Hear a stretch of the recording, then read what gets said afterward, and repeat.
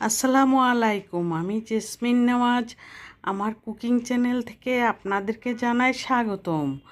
আজকে আমি লইট্টা মাছের রান্না নিয়ে চলে আসলাম। লইট্টা মাছ বলতে কেউ কি চিনেন বা কেউ কি চিনেন না সেটা আমি জানি না অবশ্যই, কিন্তু আমি লইট্টা মাছটাকে খুবই আমার পরিবারের সবাই এত পছন্দ করে। লইট্টা মাছ যেদিন রান্না করা হয় সেই দিন আর আমার বাসায় মনে হয় ঈদ লেগে যায়। লইট্টা মাছ এত প্রিয়, এত মজাদার হয়ে থাকে আসলে। আর লইট্টা মাছটা সকালবেলা এনেছে, তখন আমি ফ্রিজে রেখে দিয়েছিলাম 1 ঘন্টার জন্য। এমনিতেই রেখেছিলাম, ভাবলাম যে এত সকালে এনেছে, একটু পরে আমি কেটে ধুয়ে রান্না করব। তখন এত লইট্টা মাছটা সফট ছিল, এত নরম ছিল, মনে হয়েছে মাত্র সাগর থেকে তুলে এনেছে। আর এরকমই নরম ছিল, কিন্তু 1 ঘন্টা ফ্রিজে রাখার পর একটু হার্ড হয়ে গেছে। এতে কোনো সমস্যা নাই, কিন্তু আমার হাতে ঠান্ডা লাগছে ঠিকই, কিন্তু আমার কাটতে খুবই ভালো লাগছে যে এত টাটকা, এত সুন্দর লইট্টা মাছগুলি যে আমি কেটেছি। আর ভেবেছি যে আজকে এত টাটকা মাছটা সবসময় কিন্তু লইট্টা মাছ ভালো পাওয়া যায় না, এক এক সময় চোখে পড়ে বাজারের মধ্যে, তখন আমার হাজব্যান্ড এবং আমি দুজনেই যদি চোখে পড়ে তখনই নিয়ে আসি, নিয়ে আসার পর রান্না করি। আর আমি লইট্টা মাছ রান্না বেশি করে করি যাতে আমার বাসায় 2 বেলাই সুন্দরভাবে সবাই মন ভরে খেতে পারে। সেজন্য আমি সবগুলি মাছ রান্নার জন্য আমি কেটে নিব এখন। কেটে ধুয়ে পরিষ্কার করে সুন্দর করে আমি রান্নাটা করব। আর রান্না করতে কিন্তু তেমন কোনো বেশি মশলা দিতে হয় না লইট্টা মাছের মধ্যে।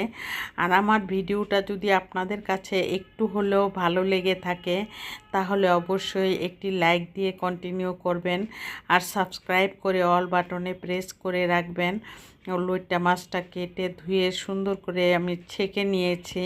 লইট্টা মাছের মধ্যে অনেক পানি থাকে, আর এই পানিটা ছেঁকে নিলে ভালো হয়। ছেঁকে নেওয়ার পর আমি একটি চালনিতে করে ছেঁকে নিয়েছি, তারপর আমি বাটিতে অবসর করে নিয়েছি। আর এখানে আমি পরিমাণ মতো তেল দিয়ে দিয়েছি, প্রায় 3 টেবিল চামচের মতো তেল দিয়েছি। 2টা পেঁয়াজ বড় বড় করে দিয়েছি। আর এর চেয়ে অতিরিক্ত বেশি পেঁয়াজ দিলে কিন্তু খেতে ভালো লাগে না। আর লইট্টা মাছের ঝোলটা খুবই টেস্টি হয়। আর এতে তখন যদি পেঁয়াজ মুখে লাগে তখন বাচ্চারা খেতে চায় না এবং আমাদের কাছেও ভালো লাগে না। সেই জন্য আমি পেঁয়াজের পরিমাণটা কিন্তু কম দিয়ে থাকি। আর লইট্টা মাছের মধ্যে মশলা কম কম দিয়ে রান্না করলে লইট্টা মাছ অনেক মজার হয়। আর যত বেশি মশলা দেওয়া হবে তত বেশি মজা কিন্তু কম লাগবে। এটাই নিয়ম লইট্টা মাছের। আর লইট্টা এক এক মাছের, এক এক মাংসের এক এক ধরনের রান্নার নিয়ম তো আছে। এটা আপনাদের সবারই, রান্নার গৃহিণীর যারা তারা সবাই বুঝতে পারে। আর লইট্টা মাছটা রান্না করতে নিলে কোনো দিনও চামিচ দিয়ে বা ছেনি দিয়ে নাড়তে হয় না, কারণ এইটা এত নরম মাছ থাকে, সেজন্য এটাকে নাড়াচাড়া কোনোভাবেই করা যাবে না।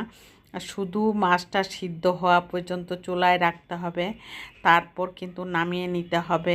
এমন একটা মাছ না হয় একদম গলে ভর্তা হয়ে যাবে। আর সেজন্য নাড়াচাড়া না করে জাল করতে হবে শুধু।